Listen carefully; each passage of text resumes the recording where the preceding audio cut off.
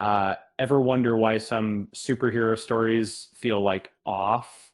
Uh, like they've lost the magic that drew you in as a kid. And uh, back in the 90s, a comic called Baird to ask a same question. Uh, it wasn't just a cool dystopian future. It was a statement about where superhero comics were headed, and shockingly, many of those issues haven't gone away. This story emerged from a collaboration between writer Mark Waid and artist Alex Ross, following Ross's breakthrough work on it hit shelves in 1996. And I remember grabbing it off the rack, captivated by its vision of a future DC universe. Um, the classic heroes had stepped aside and replaced by a new generation focused on style over substance. It was packed with DC Easter eggs, treat for longtime fans. Wasn't just about a cool future, it was a critique. Wade and Ross, both fans of classic DC and Marvel, saw a trend they disliked. They wanted to remind everyone what made superheroes special. They aimed to blend the timeless qualities of these characters with modern storytelling. Um, the 90s were a wild time for comics. It was all about extreme aesthetics, big muscles, glowing eyes, and quite excessive violence. Um, the image revolution had arrived, and the industry was obsessed with shock value. DC struggled to keep up, uh,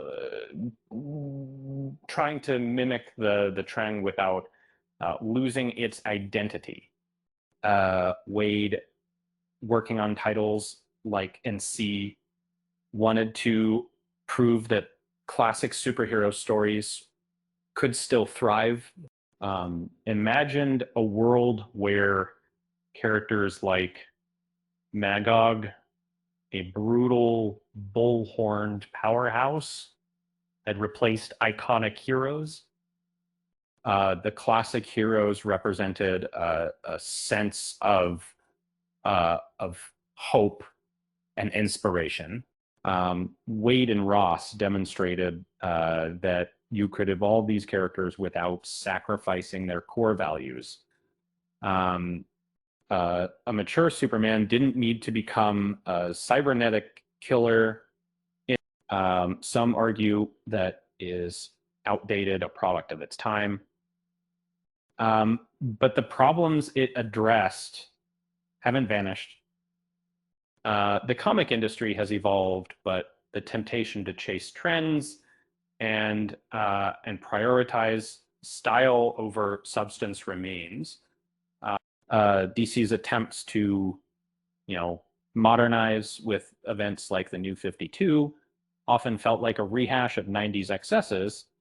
Marvel, too, has fallen into the trap of prioritizing gritty realism over compelling storytelling.